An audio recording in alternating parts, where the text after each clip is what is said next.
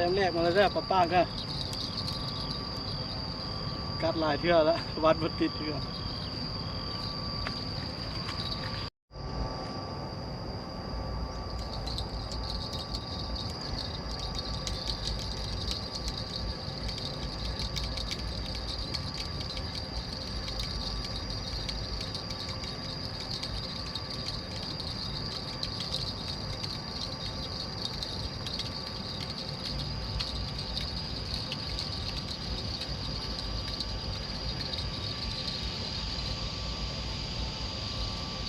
2 ตัวนะ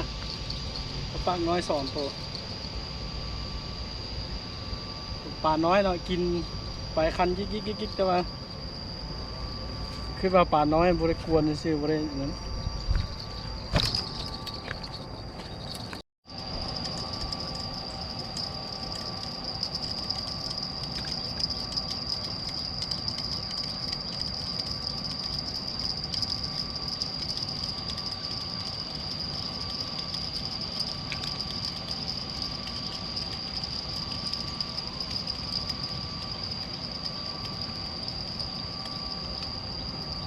โอ้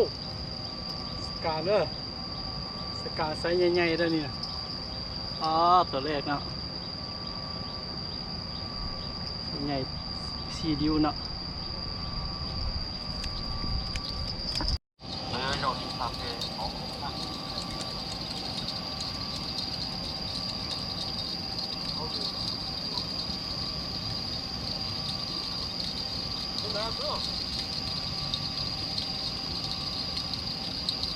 ก็จะพลังการเจ้าไปละ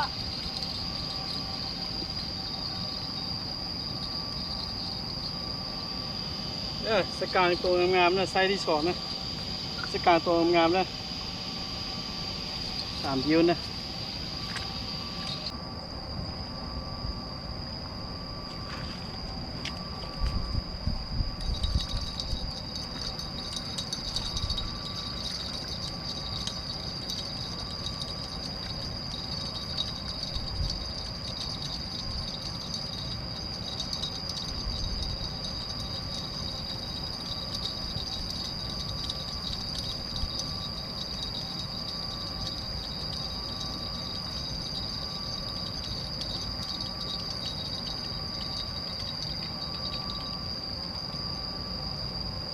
สกาน้อยเด้อ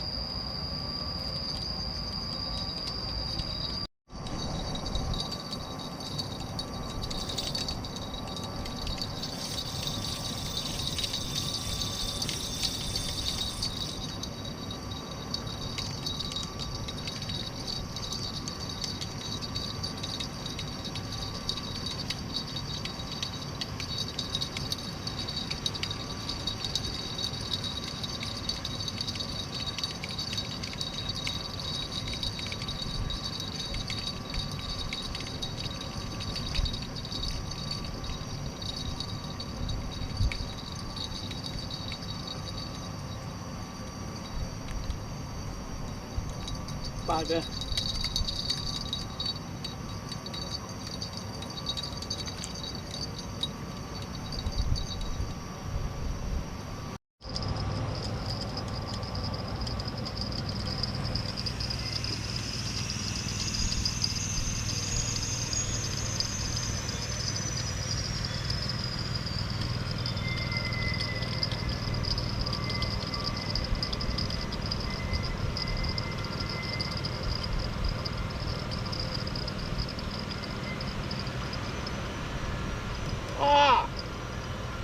สกาเด้อสกาไซส์เบิ่มๆเลยไซส์4 นิ้วเลย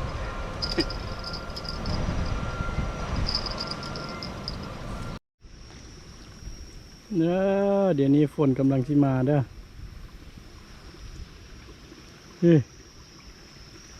ท้องฟ้า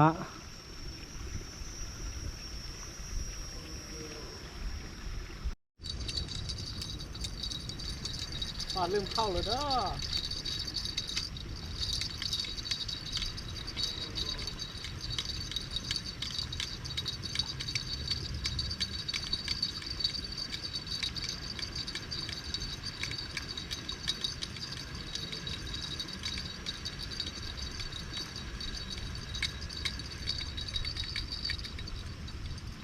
กาคือเก่าเนาะ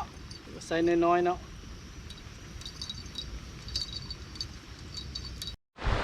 โอ้ฝนมาเลยเด้อสิได้เก็บเบ็ดเหงื่อก่อนเบิ่งผลงานของมื้อนี้เนาะอ๋อกลาง